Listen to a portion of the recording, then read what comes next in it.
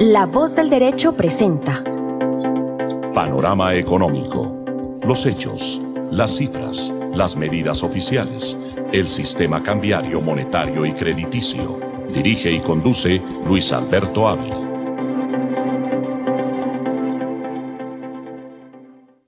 Bienvenidos a Panorama Económico con la dirección general del doctor José Gregorio Hernández Galindo. Hoy estaremos con ustedes Alejandro Velandia, Alberto Ávila, en el Control Master del ingeniero de sonido Luis Daza. Como siempre, estaremos inicialmente abordando nuestros temas internacionales de la agenda económica que en el panorama internacional, pues obviamente tienen una relevancia muy importante. Este tema, Alejandro, de la deuda, el techo de la deuda de Estados Unidos es bien importante porque eso ha incidido mucho en las cotizaciones en las bolsas de valores del mundo. Y pues realmente ya hay un principio de acuerdo, por lo menos algunos titulares en algunos medios, y hay una diferencia de 70.000 millones de dólares, porque básicamente la deuda del techo está en 31,4 billones de dólares. Y pues obviamente la idea es que se pueda ampliar este techo de la deuda. Los republicanos están estableciendo o pidiendo por lo menos un recorte de gastos, pero este es, dijéramos, el panorama y la radiografía que hacemos acá desde La Voz del Derecho, que específicamente los costos de la guerra, todo lo que implica una guerra, no solamente de Estados Unidos, sino de Rusia, eso es gasto militar, eso es gasto de presupuesto, eso es anemia fiscal, eso genera que se recorten recursos a otras actividades de la humanidad, de la salud, la educación, independientemente del presidente de turno. No se trata de darle importancia a B, C presidente, sino la estructura económica, cómo se afecta con las guerras. O sea, este paso que está viviendo la humanidad de Rusia a Ucrania, todo el desplazamiento militar, el gasto en aviones, en municiones, en combustibles, en el gasto del personal, que hay que pagarles unos sueldos, igualmente a los veteranos de guerra de los Estados Unidos, para ellos el presupuesto y esa adición presupuestal, esa adición de la deuda, porque si el 1 de junio no hay un acuerdo, pues naturalmente hay un default, o sea, no se pagan los compromisos, y esto es muy grave, no solamente para la economía norteamericana, sino el efecto dominó para el resto de la economía del mundo. Por eso, Alejandro, miremos los indicadores, iniciemos con estos indicadores internacionales y que en alguna medida han sido impactados por esta situación que hay de expectativa de ese techo de la deuda que está negociándose entre el presidente de la Cámara, que es un republicano, y el presidente Biden. Bienvenido a Panorama Económico, Alejandro. Sí, muy buenas tardes a todos los oyentes de nuestro programa Panorama Económico, mis estimados colegas Luis Alberto, ingeniero Luis Daza y doctor José Gregorio Hernández Galindo. Mirando el tema internacional, hablando sobre Estados Unidos, recordamos que la política del gobierno de Joe Biden ha tenido un incremento en el gasto público. Se han desbordado ya pues ciertos niveles, por eso es que el Partido Republicano pues trata de decirle que eleven el techo de la deuda, pero quieren ponerle una condición para que este gobierno en cabeza de Joe Biden sea más responsable en el tema del uso de los dineros públicos y de las finanzas públicas, porque pues recordemos que toda la deuda que está adquiriendo Estados Unidos pues le toca pagar unos intereses. Y recordamos datos específicos para la economía de los Estados Unidos. Miramos que el techo de la deuda ya alcanzó su límite, que mi estimado colega estaba hablando del resultado que está por encima de los 31.45 billones de dólares. Recordamos que este porcentaje da el 129-130% del producto de la deuda. Esta es la deuda sobre el Producto Interno Bruto. O sea, el nivel está en el 120, del 129 al 130%. O sea, estamos obviamente en un escenario donde Estados Unidos está rompiendo máximos históricos en el tema de esta deuda a nivel porcentual sobre su Producto Interno Bruto. Recordamos, estaba en el 127%, se viene incrementando, tocó el 129% y está buscando el 130%. Entonces los republicanos lo que están tratando de decir al gobierno es tenga una responsabilidad en el manejo de las finanzas de los Estados Unidos, que esto de cierta forma es el manejo de la salud económica a futuro en los mismos estados que agrupan esta nación. Miramos otros datos de Estados Unidos importantes. Vemos el PMI manufacturero. El anterior estaba en 50 puntos 43.2 y bajó a 48.5. Estamos mirando también el PMI de servicios. Estaba en el 53.6, este sí subió a 55.1. La confianza del consumidor en los Estados Unidos viene bajando. Esto, pues obviamente le resta popularidad al gobierno. Estaba en 63.5 puntos y bajó a los 59.2. Recordábamos que el impuesto sobre las sociedades en Estados Unidos está en el 21%. Esto gracias al gobierno anterior que lo bajó del 35% al 21%. Esto en cabeza del anterior gobierno de Donald Trump. Joe Biden ha querido subir precisamente esta tasa del impuesto a las sociedades, pero en este momento le dicen que no sería muy recomendable, por lo que Estados Unidos viene en una desaceleración tocando una posible recesión. Y miramos el impuesto de renta a las personas naturales que está en un 37%. Y también mirando otros datos importantes, miramos que la tasa de inflación venía bajando del 5 al 4.9%. Y en el tema de la tasa de desempleo, muchos dicen que obviamente estos números son buenos, pero recordábamos que en el gobierno de Joe Biden se generó mucho auxilio a muchas personas para que no fueran a trabajar, esto desde la pandemia. Dicen que muchos se quedaron con este subsidio, eso es gran parte del recorte que quieren hacer los republicanos por tema de responsabilidad fiscal, pero miramos que esta tasa de desempleo está en el 3.4%, aunque muchos analistas dicen que esta tasa pues presenta este margen de error en cierto sentido, es porque no hay muchas personas que están buscando empleo precisamente porque cuentan con este tipo de subsidios. Pero hablando de lo internacional y dentro del tema de mercados, miramos también el índice que mide a las personas más ricas del mundo. Miramos que el primero es un francés, en este momento cuenta con 223.000 millones de riqueza, es dueño de las marcas de lujo más importantes del planeta, en cabeza de Louis Vuitton y Moet Hennessy, que son la matriz de este conglomerado de marcas a nivel global. Recordemos que esta persona es el francés Bernard Arnault y familia. El segundo, que era el primero en el 2021-2022, era Elon Musk. Recordemos que es dueño de Tesla, de compañías espaciales como SpaceX, de empresas de tecnología, de ciencia como Neuralink, como Starlink. Recordamos que su fortuna llegó a tocar los 340.000 millones de dólares. Hoy en día está en los 193.000. Jeff Bezos también, recordemos, en tercer lugar, 142.000 millones. Larry Ellison, dueño de Oracle System, compañía de software, también norteamericano, 129.000 millones. Bill Gates ya desciende al quinto lugar con 114.000. Warren Buffett, dueño de Berkshire Hathaway, uno de los fondos más importantes del mundo, 117.000 millones. Larry Page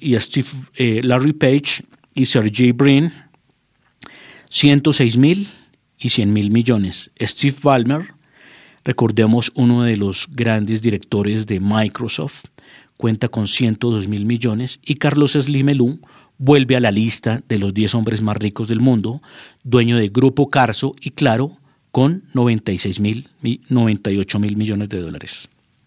El banco más importante de los Estados Unidos, el JP Morgan, le ha anunciado a sus empleados un recorte de 1.000 trabajadores de este banco. Y de otro lado, pues también les ha propuesto a algunos trabajadores medios tiempos, en fin, reorganizar su jornada laboral dentro de este recorte de personal que se está dando a las empresas producto de la desaceleración económica.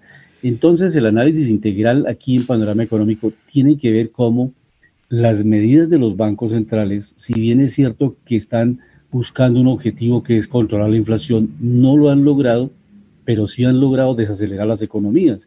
De un lado, los gobiernos pues les toca enfrentar esta situación de empresas que van a entrar en quiebra, empresas que no van a poder cumplir con sus obligaciones, bancos que están suprimiendo empleos, y esa situación es programada por los mismos seres humanos. Esto ya no es una pandemia, no es una situación que no tenga control por las actividades que desarrollan las instituciones, tanto los bancos centrales del mundo como los gobiernos. Entonces, los gobiernos tratan de generar empleo, de promover la producción, de promover la actividad económica, y los bancos centrales, para enfriar la economía, según sus postulados, ellos han subido las tasas de interés, pero con esto lo que han es castigado la inversión y la posibilidad de que las empresas pudieran incrementar sus inversiones o pudieran generar más empleo. Entonces, esto naturalmente, muchos de sectores, centros de investigación, pues han venido evaluando que esto se está presentando y que naturalmente esto se va a seguir dando, se va a seguir registrando este efecto cascada. Más empresas que van a pedir licenciamiento de trabajadores, economías que no avanzan. Y repito, esto no obedece a un solo gobierno, en el gobierno de Estados Unidos y en el gobierno francés, en Alemania, que también están en una fuerte desaceleración, y empiezan las autoridades alemanas a reconocer que están muy cerca de la recesión económica en Alemania. De tal manera que las medidas económicas que se han tomado no son las mejores. Si fueran las mejores, uno tiene registros de crecimiento económico, de bienestar social, de bienestar económico.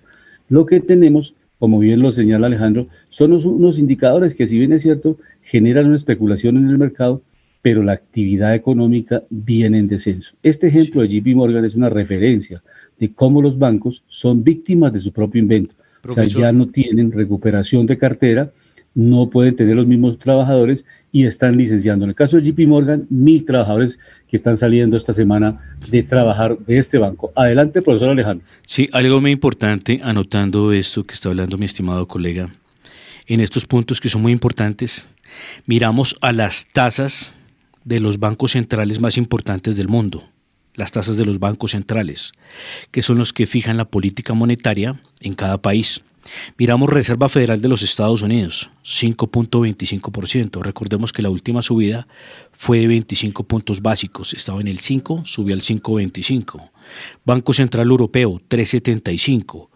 Reino Unido, 4.50. Suiza, 1.50. Canadá, 4.50. Japón, menos 0.10%, Rusia 7.50, India 6.50, China 3.65, y hay un caso especial que siempre lo citamos acá como tema de análisis y estudio, que es Brasil, que es de los países más importantes del mundo, hace parte del G20, dentro de las 20 economías más importantes del mundo. Ya recordemos que Brasil ya está dentro del club de este grupo, que son las economías más fuertes. Tienen su tasa desde hace muchos meses en el 13.75%. Pero curiosamente, profesor Luis Alberto, a este Banco Central sí le ha funcionado el control de la inflación. Vamos a mirar la tasa, hace mucho tiempo la tienen en el 13.75 y miramos que la inflación la llegaron a tener por encima del 12%. Hoy en día, gracias a tener esa tasa en ese nivel, la inflación ha caído hasta el 4.18%. Venía del 4.65 el nivel de inflación y ha bajado al 4.18%. Y hay algo muy importante que hay que anotar acá. Esta disparada de inflación en muchos países se debió, en parte, fue al paro de la actividad productiva en muchos países y a la emisión de dinero. Obviamente, como esto descompensó el volumen de bienes, productos y servicios, junto con esa balanza de volumen de dinero en el mercado, esto trajo este problema. Por eso, en la corrección, uno de los países que ha dado ejemplo como economías más grandes del mundo es Brasil, que el caso es exitoso. Pero recordando y haciendo un repaso por la inflación de los países más importantes del mundo, vemos en el caso de América, el hemisferio de nosotros, vemos que la inflación de Panamá ha caído al 0.95%, venía del 1.35%, Costa Rica está en el 2.44%, Bolivia 2.7%, Ecuador 2.44%. Recordábamos Brasil 4.18%, uno de los países exitosos con las economías más grandes en bajar inflación, subiendo su tasa. Pero vamos a mirar el deshonroso puesto de los países con la inflación más alta en el hemisferio americano. Venezuela 436%, Argentina 109%, Surinam 65%, Haití 48%, Cuba 46% y le sigue Colombia con el 12.82%. Pero si vamos a mirar un continente que tomamos como ejemplo siempre, Asia. Recordemos que Bahrein tiene en este momento una inflación, esto sí, profesor Luis Alberto, es una inflación negativa, porque es menos 0,1%. Entonces acá sí podemos hablar de inflación negativa, no como estaba diciendo el presidente Gustavo Petro hace unos días que estábamos en inflación negativa. No sé de qué estaría hablando, ¿no? Pero recordemos que Bahrein... El caso de Japón, por ejemplo, que también tiene inflaciones negativas en los últimos años. Sí, recordemos que, por ejemplo, Bahrein venía con una inflación del 1.1, baja al menos 0,1. Recordemos que Bahrein es un país pequeño de Asia, pero que es muy importante porque es una central de negocios y también es un gran productor de petróleo y gas. China, otro dato interesante. La inflación anterior, 0,7, bajó hasta el 0,1%. En el caso de Brunei, 0,4%, Camboya 0,7%, Omán, que queda en Medio Oriente, 1.1%, Afganistán 1.9%, Hong Kong, que es una región especial de China, 2.1%, Taiwán 2.35%, Tailandia 2.67%, Georgia 2.7%, Arabia Saudita, que es gran productor y exportador de energéticos a nivel global, 2.7%, Vietnam 2.81%, Vietnam que es un gran productor de alimentos, Jordania 2.93%, Bután 3.15%, Armenia 3.2% y Emiratos Árabes 3.27%. Y de ahí para allá seguimos con muchos países con inflación del 3 y el 4%. Miramos Japón, tiene una inflación del 3.5%, venía de una inflación del 3.2%. Qatar y Kuwait, dos de los países productores importantes de energía, 3.68 para Qatar, 3.69 inflación para Kuwait, Corea del Sur 3.7. Entonces sí nos damos cuenta que hay países de Asia que han sido muy juiciosos en el tema de inflación. Unos obviamente vienen con desaceleración, pero no están en recesión. Prácticamente este es el país que está jalonando gran parte de la economía global. Sí, y muy importante esto que está pasando en Wall Street con las acciones que operan mixtas en la jornada y el dólar toca máximos en 2 meses. Es bien interesante eso, las acciones no están en su mejor momento, pero el dólar sigue fortaleciéndose a pesar de todas las circunstancias, las bolsas mundiales bajando, las acciones, especialmente las acciones estadounidenses, se cotizan, pues ya le digo, esta semana tuvieron sus altibajos. Ahora más adelante nos confirmará Alejandro cómo se comportaron las acciones en los Estados Unidos, y el dólar ha tocado pues básicamente este jueves su máximo. O sea, ayer tocó su máximo desde mediados de marzo, después de que los líderes republicanos especialmente han venido pues negociando con el presidente Biden el techo de la deuda. Esto, como les comentábamos hace unos minutos, incide mucho en todos los mercados a nivel mundial, porque hay un efecto cadena, un efecto dominó en lo que pueda pasar en la economía norteamericana si se llega a esta situación de no pagos, y pues afecta en general al mercado financiero mundial. Los precios del oro al contado han tocado mínimos en estos últimos meses, y lo mismo los avances que ha tenido pues obviamente el dólar. Entonces esta mirada, Alejandro, es bien importante ver cómo Wall Street, el promedio industrial Dow Jones también ha venido pues generando pues una sesión bajando un poquito esta semana, estuvo en unos días en 69,73 puntos. ¿Cómo se ve ese panorama con las acciones esta semana? Sí, vemos que en la bolsa de Nueva York, en Wall Street, en sus 3 indicadores macro, que es el Dow Jones, el Standard & Poor's 500 y el Nasdaq Composite, hoy vienen teniendo un rebote al alza. Vemos el Dow Jones hoy está rebotando positivo el 1.09%, cerrando en los 33.150. El Standard & Poor's 500 cierra en los 4.217, sube 1.38%, y el Nasdaq Composite sube 2.66%, jalonado por unas compañías que ya vamos a nombrar que han tenido un repunte muy fuerte.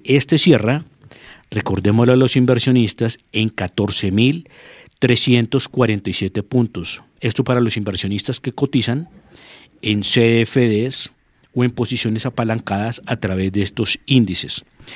Miramos que estas acciones del mercado, las que han tenido más fuerza en el tema de subidas, vemos a Tesla. Recordemos, ya nombrábamos a su fundador y CEO Elon Musk, vemos hoy cerrando su acción con una fuerte subida en 4.72%, positivo, cierra en los $193.17. En el caso de Amazon, que recordemos que también es de Jeff Bezos, que es el tercer hombre más rico del mundo, este cierra en 4.44% al alza y cierra en los $120.11. AMD también, que trabaja con tecnología, 5.55% positivo, Nvidia 2.54%, Apple, que es de las compañías más apetecidas en el mercado a nivel global, no por nada, es la compañía en la bolsa de valores de los Estados Unidos y del mundo con más valor a nivel de acciones, no la que más vende en el mundo, sino la más valorizada a nivel global en sus índices de bursatilidad.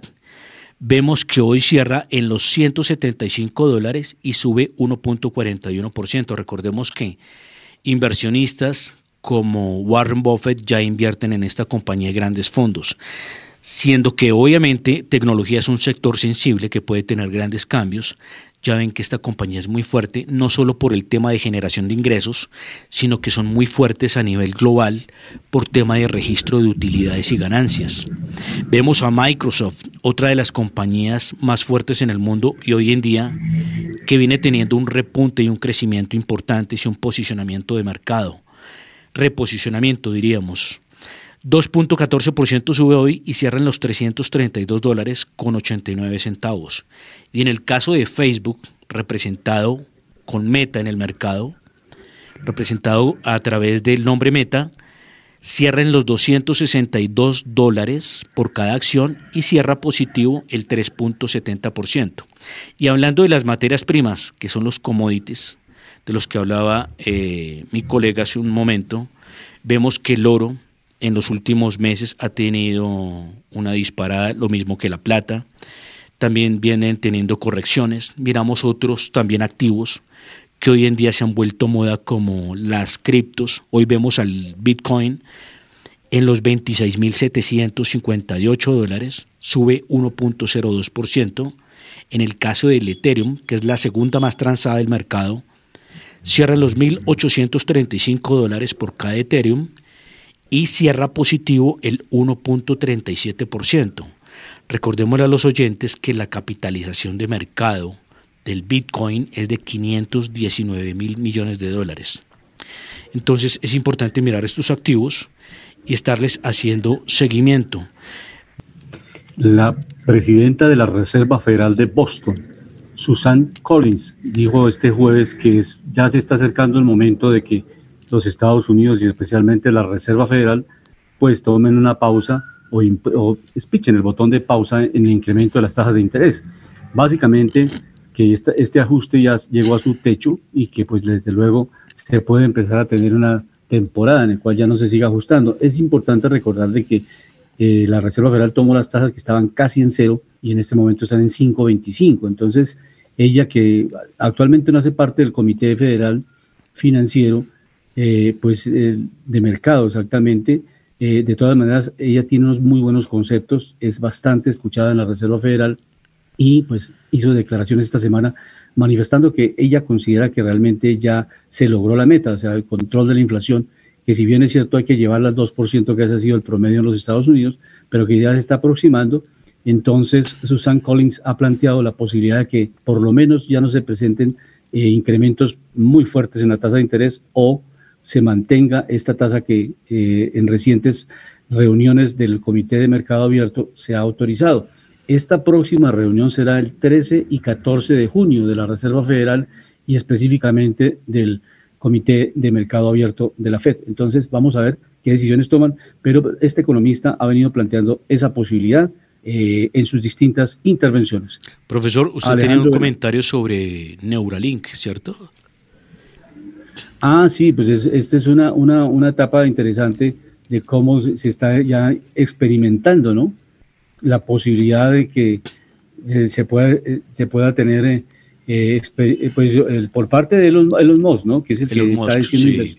grandes inversiones Recordemos en estas que investigaciones neurológicas y cómo se puede, de pues en acuerdo. un momento determinado, empezar a hacer ya intervenciones neurológicas que permitan hacer trasplantes en el cerebro y generar, pues obviamente, una repotenciación en algunas áreas deficientes del cerebro para muchos pacientes. Sí, y hay otra cosa interesante, profesor, ya que usted estaba nombrando eso y tuvo la iniciativa de que habláramos del tema hoy, es muy importante. Recordemos que Elon Musk trabaja muy en el sector tecnología diversificado. Elon Musk, a través de SpaceX, está llenando el planeta de satélites, que son los que van a generar, dicen que ya el Internet actual y del futuro. Dice que la proyección es de 30.000 satélites, profesor Luis Alberto.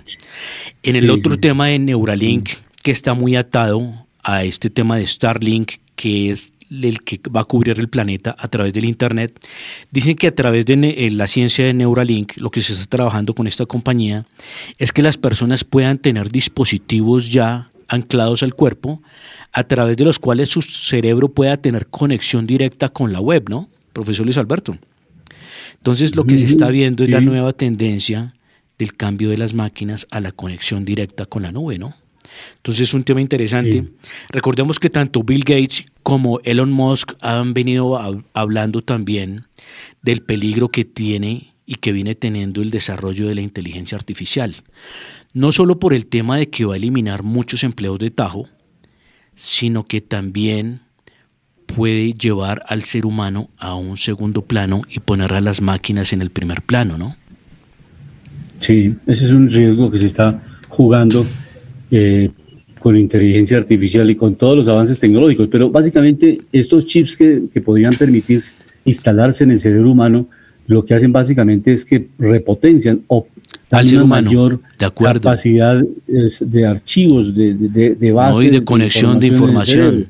No sé si, profesor Luis Alberto, usted vio una película una vez con Sylvester Stallone, que precisamente lo que ellos trataban de hacer era una conexión directa con la ciencia y con las máquinas, que por ejemplo una persona que necesitara aprender sobre una ciencia se metía un programa al cerebro y lo aprendía en 5 minutos, o sea, ya estaba listo. ¿Sí? Entonces, queda reprogramado el cerebro y queda repotenciado. Ese es básicamente el objetivo. Ya lo están ensayando con monos y con animalitos han hecho pruebas selectivas para empezar a definir la factibilidad de instalarlo ya en seres humanos. Esto es un proceso, no quiere decir que estemos ya en la etapa final, porque es toda una experimentación que está adelantando esta empresa de neurociencia de Elon Musk, pero, sí, pero los avances son innegables. O sea, sí. Es un hecho que vamos a llegar a esas etapas en las cuales podamos potenciar el cerebro y generar nuevas actividades no se han podido desarrollar por muchas personas. Sí, por ahora el tema de fase inicial es el tema de la conectividad, ¿no? O sea, que ya no necesitemos de un aparato para entrar con el mundo de la información virtual, sino que a través de un chip ya instalado en el cerebro podamos acceder a la Internet, ¿no? O a la nube. ¿Sí? Pero curiosamente existe precisamente en este momento una guerra a nivel de titanes de la industria, porque recordemos, por ejemplo, profesor Luis Alberto, que uno de los pioneros y que le está apostando más a la inteligencia artificial, no a través de la potenciación del ser desde el cerebro como Elon Musk, sino alguien que está potenciando la inteligencia artificial es Mark Zuckerberg, que es el que está invirtiendo mucho en la realidad virtual, ¿no?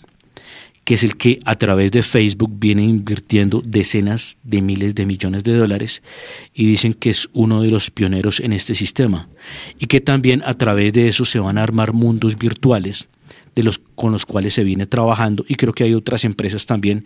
Creo que Microsoft está metido en el tema de la realidad virtual, vienen también haciendo inversiones en el tema de un mundo que va a existir paralelo a este, pero a nivel interno de la web, ¿no? Va a ser un mundo de realidad virtual donde van a haber propiedades, van a haber negocios de bienes raíces, pero ya no a nivel de infraestructura, de tierra física, sino a través de propiedades que se van a generar dentro de esa nube, ¿no? Que es algo muy importante, lo que se viene. Entonces es importante mirar estos componentes, pero sí el llamado que ha hecho Bill Gates y Elon Musk es tener mucho cuidado con la inteligencia artificial, porque es de darle y dejarle esa potestad a las máquinas para que tomen decisiones. Hay una noticia que es regional, que tiene que ver, que es un análisis económico importante que hacemos hoy en Panorama, relacionado con la CAF, antigua Corporación Andina de Fomento, es el Banco para el Desarrollo de esta región latinoamericano, pero siempre se conocerá como la CAF, y pues básicamente le subieron de calificación, estaba en AA negativo y pasó a AA positivo, pues es una muy buena noticia para el sector financiero, sobre todo para la banca multilateral que necesita financiar la infraestructura y los proyectos de América Latina. Esta Corporación Andina de Fomento pues la preside un colombiano, y es positivo que las calificadoras de riesgo le hayan subido la nota de calificación, porque le permite tener mayor acción en la región, colocar más préstamos, ampliar su portafolio y generar nuevas oportunidades para proyectos de infraestructura. Pero ya vamos pasando al tema colombiano, al panorama nacional, y hay un tema que no puede pasar por alto hoy, que es que el 30% de los contratos en fase de exploración se encuentran suspendidos, y esto pues ha habido preocupación, sobre todo en el congreso que realizó esta semana Naturgas en la costa atlántica, y estas cifras del Ministerio de Minas que han planteado pues la situación de que hay 177 contratos que pues básicamente están en la fase de exploración pero que no están desarrollándose, y 35 que están suspendidos, 32 que podrán contar con recursos en el subsuelo. En fin, hay una serie de calificaciones ahí importantes por parte de los analistas del mercado y las personas que están trabajando en el sector energético. Específicamente en este congreso de Naturgas se planteó lo que la Agencia Nacional de Hidrocarburos le entregó las cifras sobre las reservas, básicamente que se alcanzan en petróleo el 7,5% y 7,2 años, 7,5 años para petróleo tenemos de reservas y 7,2 años para gas. Y esta pues es una preocupación de todos los actores, cómo subir los años de las reservas, y para eso pues invitaron a ministros, exministros de Minas, a las personas que han estado trabajando en este sector para que presentaran sus propuestas allá en este congreso de Naturgas, y desde luego más adelante vamos a escuchar a la presidenta de esta institución, a Luz Estela Murgas, que nos comente básicamente cuál es la propuesta que hace el sector privado para que podamos seguir explorando y teniendo mayores reservas o incrementando las que ya tiene registradas, certificadas la Agencia Nacional de Hidrocarburos. Profesor. Entonces, básicamente, ese es como el panorama general de lo que está pasando en estos eventos en los cuales se está calificando al sector energético. Adelante. Sí, es muy importante anotar este evento que fue muy importante. ¿Por qué lo digo? Porque el dato cambió. Resulta que nosotros teníamos reservas para petróleo y gas de 8.3 años y 8.8 respectivamente para petróleo y gas. Ya bajamos a 7 años. Y recordábamos, profesor Luis Alberto, para enseñarle a los oyentes, que es que el tema de exploración de petróleo y gas, desde que se explora, desde que haces el estudio y desde que se lleva a producción, exportación o uso y consumo, son fases que se demoran a veces de 3, 5 hasta 10 años.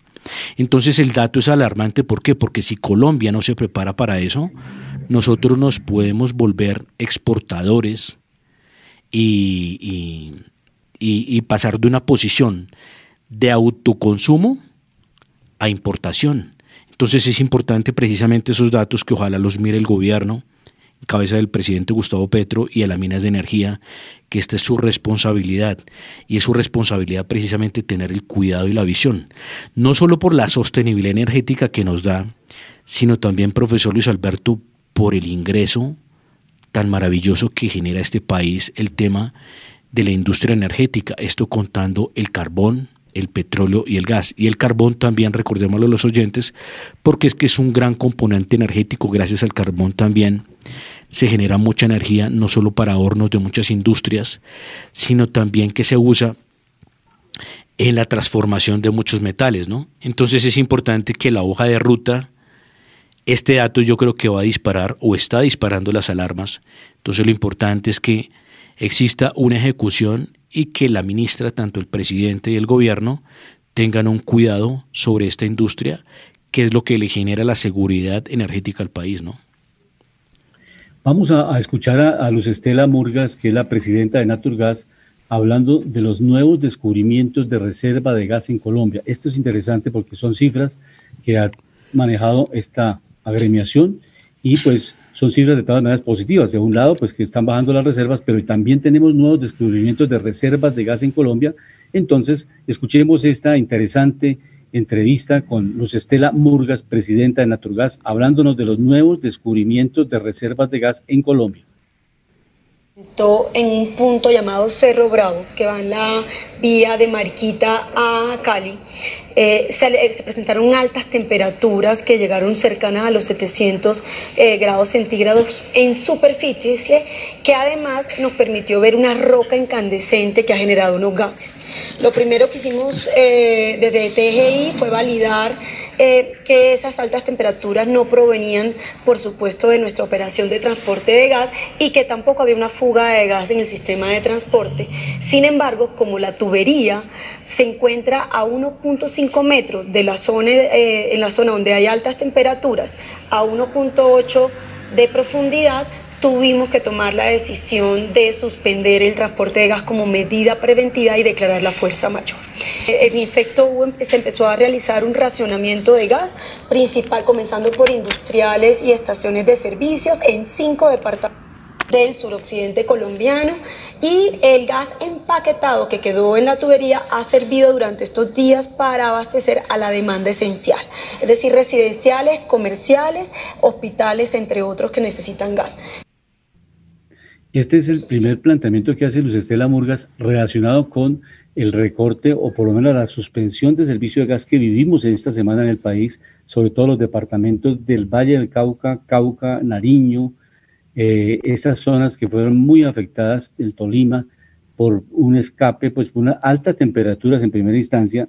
Había muchas hipótesis, pero ya se identificó que era un área muy pequeña, donde se presentaron, sí, evidentemente, temperaturas muy altas, y entonces eso les obligó a suspender el suministro de gas natural a muchas regiones, pues, con efectos negativos en los restaurantes, en los consumos industriales, en fin, en muchas empresas que consumen gas y que el gas propano es más costoso y no se puede suministrar, no hay la suficiente oferta. Entonces eso afectó esta semana, pero ya hemos tenido la noticia de que se está superando este problema porque se pensaba hacer una conexión alterna con unos, pues obviamente transportarlo con rápidamente una línea alterna de conexión de gas, pero no hubo necesidad y ya están restableciendo el servicio básicamente por el gasoducto tradicional. Ya está completamente superado los riesgos. Pero escuchemos básicamente la tercera entrevista que hicimos, que hace referencia a los nuevos descubrimientos de reservas de gas en Colombia por parte de Naturgas, y que habla también de este tema la presidenta de esta entidad, Luz Estela Murgas. Hasta 8 años, ¿verdad? Eso se derivan de las reservas que han sido probadas, es decir, ya fueron descubiertas y no tienen problemas de entorno o contractuales o económicos para ser desarrolladas. Pero lo cierto es que las compañías también identifican otro tipo de reservas o de potencial de reservas que, de ser desarrolladas solo a través de la perforación de pozos, pueden sumar autosuficiencia en el largo plazo. El año 2022 fue un año muy bueno para la industria porque se anunciaron, recordemos, descubrimientos importantes tanto costa afuera como en áreas continentales. Entonces recordemos que Ecopetrol, en asociación con Petrobras, anunció el descubrimiento de Uchuva 1 a mitad del año. Ecopetrol, en asociación con Shell, anunciaron el descubrimiento de Gordon 2, que es un pozo también delimitador de un yacimiento, ambos costa afuera en el Mar Caribe, tanto en la parte central del Mar Caribe como en el sur. Y este año Canacol anunció 3 descubrimientos en el departamento de Córdoba y en el Cesar, y Ocol a su vez anunció el descubrimiento de Coralino 1. Entonces hemos identificado en el año 22 grandes hallazgos que nos permiten señalar que tenemos un potencial de reservas significativo. En su momento Ecopetrol señaló que la participación neta de Ecopetrol en esos contratos costa afuera le permitía identificar un potencial de reservas entre 70 y 100 terapias cúbicos. Y hoy nuestras reservas de 8 años solo son 3.16 terapias cúbicos de gas. Pero este es un buen dato que nos entrega Luz Estela Murgas, la presidenta de Naturgas, para Panorama Económico, que están pues encontrando nuevos sitios de gas natural pozos de gas natural que se pueden explotar en el futuro y que nos están dando unas muy buenas reservas. Entonces, por lo menos tenemos positivas noticias acá en Panorama Económico. Pero escuchemos también al presidente de Ecopetrol, a Ricardo Roa, que nos habla de una noticia también importante en el panorama económico porque mejora las relaciones laborales entre el sindicato y la empresa. Es el acuerdo laboral de Ecopetrol y el sindicato de esta entidad, que la semana pasada estaba en veremos, había dificultades, pero se logró este acuerdo que le da una paz laboral a esta empresa y la proyecta como una de las mejores empresas de Colombia también en este tema laboral. Escuchamos a Ricardo Roa, presidente de Ecopetrol. Colombianos de este acuerdo al que se llegó. Sí, muy importante este nuevo estilo de diálogo. Hemos pedido y hemos convocado a todos los representantes del sindicato a colaborar en un diálogo abierto, franco, constructivo de todas maneras, en los intereses más importantes de nuestra organización, nuestra compañía. No solo protegiendo los derechos ya adquiridos por los trabajadores, sino también en la senda de avanzar conjuntamente en una nueva forma de diálogo, en una revisión de los contenidos, en una revisión en la que el diálogo sea constructivo, que sea de la mano. Esa es la invitación que estamos haciéndole a la fuerza laboral. La empresa hay que protegerla, hay que cuidarla, hay que hacerla sostenible en el largo plazo. Y solo así, yendo juntos de la mano, vamos a poder lograr hacer lo que estamos planteando, una transición energética justa, equitativa, social y sostenible en el tiempo en beneficio de todos los colombianos.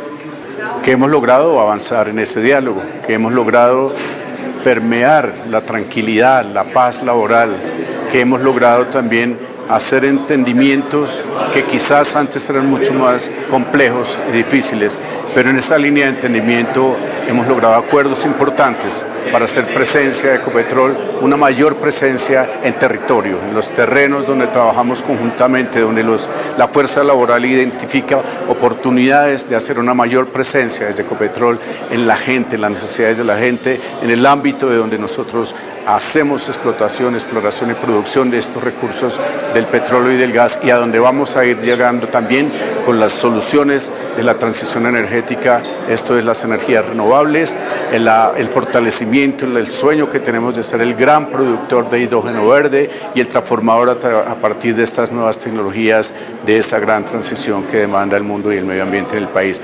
Obviamente protegiendo, cuidando lo tradicional, porque en lo tradicional, en la explotación eficiente, efectiva, oportuna, más concreta de estos recursos, es donde están los recursos que necesitamos para esa transición energética en el mediano y largo plazo. Profesor Luis Alberto, Ricardo, creo que buena noticia, ¿sí o no, profesor Alejandro? Sí, es interesante, pero se le olvidó tocar los puntos claves de la negociación con el sindicato. ¿Por qué lo cito, profesor? Porque imagínese que uno de los datos que quería, una de las peticiones que quería el sindicato de la USO era que deslistar Ecopetrol de la Bolsa de Valores de Estados Unidos y de Colombia, siendo que eso es un error, ¿no? Porque recordemos que Ecopetrol con eso obtuvo una calificación mayor y una relevancia mayor, porque usted sabe, profesor Luis Alberto, que las compañías que participan en el mercado de valores, esto en las bolsas de valores, son compañías que están obligadas a ser auditadas y a mostrar resultados muy transparentes y a mostrar eficiencia, ¿no? O sea, son empresas que ya tienen muchos ojos encima, los reguladores, los inversionistas, las calificadoras de riesgo, entonces es muy importante. Por eso es importante que los sindicatos sean proactivos y, como lo decía el presidente de Ecopetrol, que cuiden estos activos tan importantes, sobre todo, profesor Luis Alberto, que Ecopetrol es la compañía por mucho, la más importante de Colombia, dentro de ese componente público-privado. Prácticamente está triplicando a la segunda del mercado por ingresos. Y en el tema de utilidades, pues es de las mejores empresas del mundo por talla mundial, por generación de valor sobre sus ventas. Está aproximadamente del 17 como al 22% la generación de utilidad a través del ingreso. Entonces son números a destacar, por eso es que es importante cuidar esta compañía de este valor tan estratégico. Y recordábamos que en el último ejercicio tuvo ingresos del orden de los 159 billones de pesos. Exactamente. Esta es pues dijéramos, por lo menos un balance que hace Ricardo Roa Barragán, es el nuevo presidente de Ecopetrol, pero lo fundamental, independientemente de peticiones de los sindicatos, etcétera, es el acuerdo que se llegó y lo que le proyecta la empresa, porque si hay paz laboral, hay productividad, hay nuevos proyectos. Pero fin, profesor, una pregunta de lo que no se entiende es por qué el sindicato tenía tantas peticiones si se sabe que los empleados de Ecopetrol están por encima de la media del mercado en el tema de beneficios, ¿no?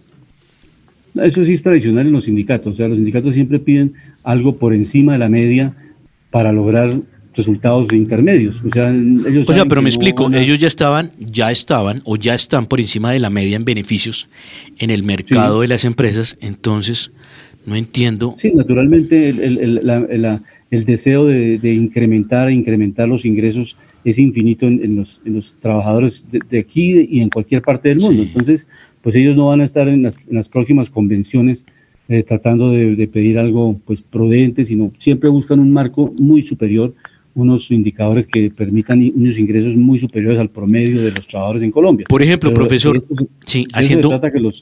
haciendo un paralelo de estos sindicatos, me acuerdo cuando hubo el paro con el tema de Avianca, eso sí era algo justificado, algo tenía de justificación. ¿Por qué? Porque resulta que con la pandemia a los pilotos me acuerdo que les habían congelado el sueldo y a muchos empleados de Avianca. Y les dijeron que después de la pandemia, cuando la empresa se empezara a recuperar, que ya los sueldos se los equiparaban con las otras compañías del sector. Eso sí es positivo, ¿cierto? Porque es que acá tratamos de mirar todos los ángulos y el bien para todas las partes, tanto empleados como empresas. En ese caso sí es positivo. Pero una empresa, por ejemplo, cuando genera tanto beneficio sobre los empleados y les da beneficios por encima de la media del promedio del mercado, pues obviamente que estén haciendo muchas peticiones, pues eso ya no tiene mucha lógica y de pronto sí no ayuda a la compañía, ¿no? Sí, eso no tiene beneficios integrales. Pero bueno, entonces... Pero mire, profesor, un ejemplo, hablando de esto de los sindicatos y las consecuencias, pero también de los buenos y los malos manejos empresariales. Usted sabe que Germán Eframovich, el que era el dueño de Avianca, ya no está dentro de Avianca, ¿no? O sea, prácticamente él salió de ahí, había quedado el grupo Criete, que era de Centroamérica, y hoy en día ya Avianca hace parte de un fondo que lo maneja es el Reino Unido, ¿no? Entonces mire todos los cambios que pueden llegar a haber si no hay buenos manejos primero empresariales, porque en ese momento sí nosotros apoyamos, y yo personalmente apoyo mucho a los emprendedores, empresarios y generadores de valor, pero cuando tampoco hay un lineamiento y no se cuida precisamente el activo estratégico, mire lo que puede llegar a suceder. Creo que en este momento Germán Eframovich fundó una aerolínea pero en Italia. Entonces creo que ya cambió de continente, pero pues el sueño de él era muy grande, de momento se le estaba apoyando mucho. Recordemos que Avianca era una acción que estaba listada en la Bolsa de Valores de Colombia y muchos accionistas estaban esperando siempre los mejores resultados, ¿no? Él estuvo detrás de una aerolínea portuguesa que se llamaba TAP y quería precisamente hacer un conglomerado a nivel global. Recordemos que hoy en día Avianca está contando más o menos con una flota de 110 a 130, 140 aeronaves, ¿no? Bueno, es una de las historias que tenemos en Colombia como todavía nombre empresas clásicas y pioneras de la aviación en Sudamérica. Y en estos dos minuticos que nos quedan de panorama distrital, la segunda línea del metro conectará a Suba y Engativá. 15,5 kilómetros es la ruta, el recorrido de esta segunda línea del metro, y tendrá pues desde luego todo lo que tiene que ver con el patio taller, así como lo tiene la primera línea que arranca el patio taller en Bosa. Tendrá 11 estaciones, de estas 10 serán subterráneas. O sea, esta segunda línea del metro sí va a ser subterránea para las personas que siguen a Panorama Económico en las redes. Entonces ya no tendremos ese conflicto como en la primera línea, que sí es subterránea, que sí es aéreo, sino ya está definido que son 10 estaciones subterráneas, o sea, el 99.9% de esta segunda línea que va desde conecta a Suba y Engativá será subterránea.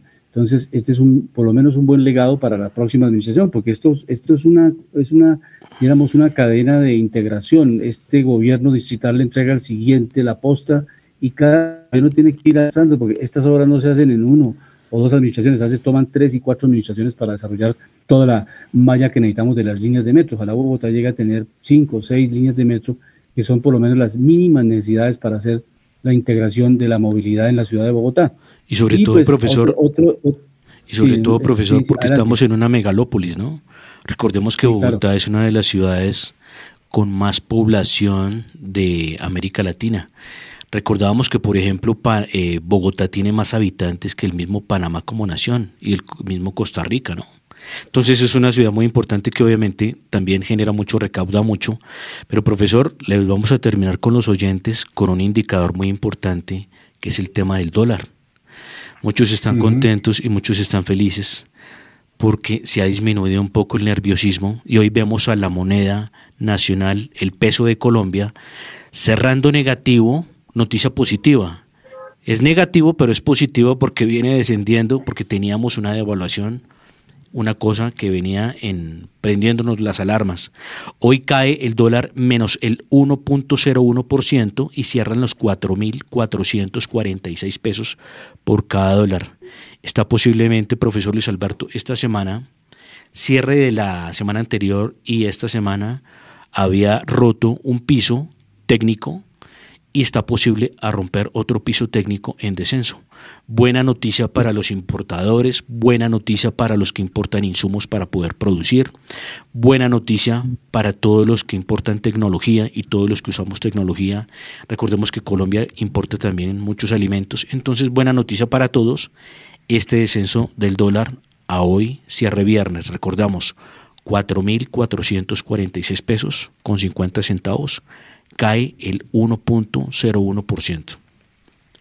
Y un dato de empresarios importante, las 69 compañías de Nutresa con las que se queda el empresario Gilinski, y pues obviamente el grupo de los Emiratos Árabes, las empresas básicamente que son importantes de alimentos, ¿no? Recordemos que Nutresa es dueña de marcas tan importantes como Zenú, como Crenelado, como Noel, como Chocolatinas, Jet, como Colcafé, entre otras marcas que se han venido posicionando en Colombia hace muchos años. Y estas marcas, tristemente, como Nostalgia, ya no van a ser de propiedad de colombianos, sino también de los árabes. Entonces, pues esta es la doble mirada que se da. Las acciones se revalorizaron con la inversión de estos, inversionistas. Se duplicaron, profesor Luis Alberto.